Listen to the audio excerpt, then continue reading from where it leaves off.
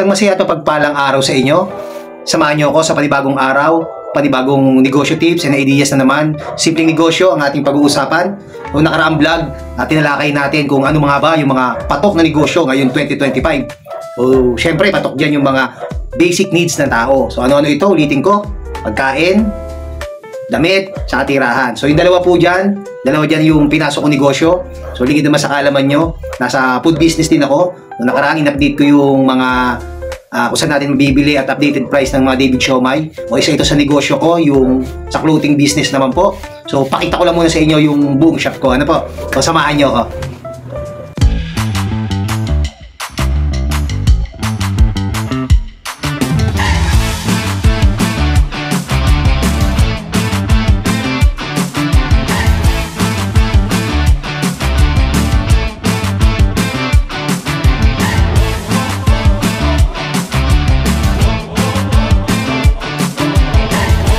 So ayan, ito po yung aking munting shop. Sana po nagustuhan nyo at sana nakakuha rin kayo ng idea.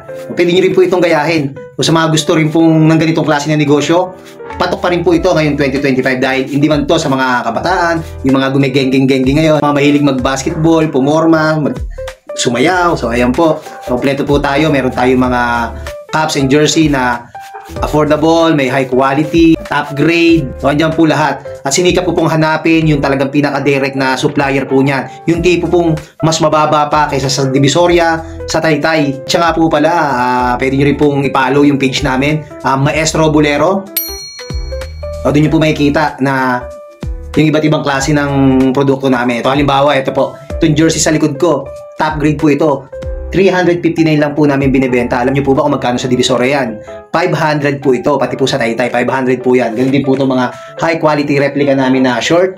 Ang ganda po niyan, talagang big logo po yan. Patch niya, no? Lalaki oh. Ayan po. So, marami pa po yan. Kung napansin niyo po, nung inikot namin kayo, hindi na ganun siya karami dahil hindi pa tayo nakapag-restock mula po nung December dahil naubos po yung stocks ko. At alam niyo po ba, nag-umpisa lang din ako sa 10 sombrero, 10 jersey, hanggang sa napalago ko po ito. Kaya kung gusto mo rin ng ganitong klase ng negosyo, usap po tayo sa page namin, sa Maestro Bolero Shop. Tutulungan ko po kayo. Ibigyan ko po kayo doon ng napakagandang deal. So, 10 bundle natin, 10 piraso, talagang mababa mo lang din makukuha sa akin. Siyempre, sino pa ba ang tutulungan ko kundi yung mga nakasubscribe sa akin, yung mga followers ko. Kaya kung hindi ka pa nakasubscribe sa channel natin, pasuyo po, pakipalambing naman po, pa-subscribe naman po.